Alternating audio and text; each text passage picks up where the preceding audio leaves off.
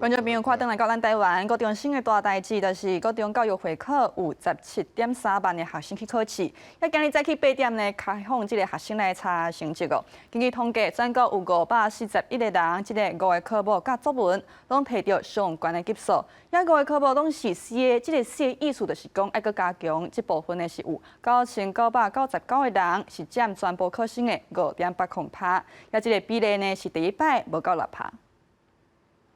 会考成绩出来啊，考生含家长会当上网络查询通知单，也做伙寄出去。台师大信息中心表示，但年困难度控制得咧正拄好，每科的标准题数含英国这几年拢是正接近的。以国文来讲，42题若准写到36题达到熟手的题 A， 也若唔到2题会当摕到 A 加加。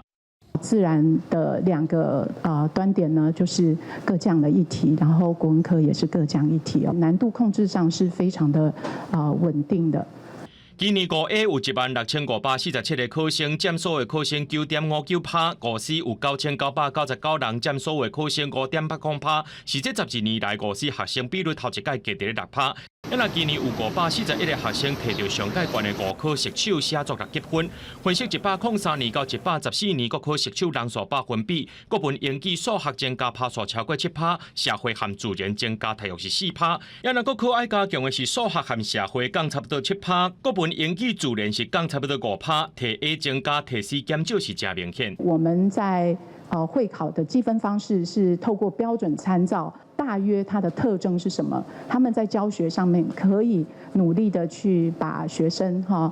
就是减 C 跟增 A 哦。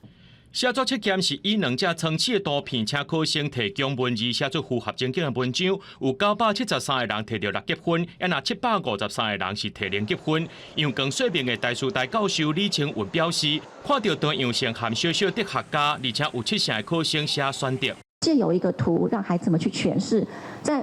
不断的用人属对照的过程中，学生也照见了很多自我的存在处境，于是产生了很深的思辨。考生摕到成绩了后，接来就是各学区的公告实际招生名额，而且开放个人数位查询，还有志愿填写，免试日学伫咧7月7日放榜。公司新闻综合报道。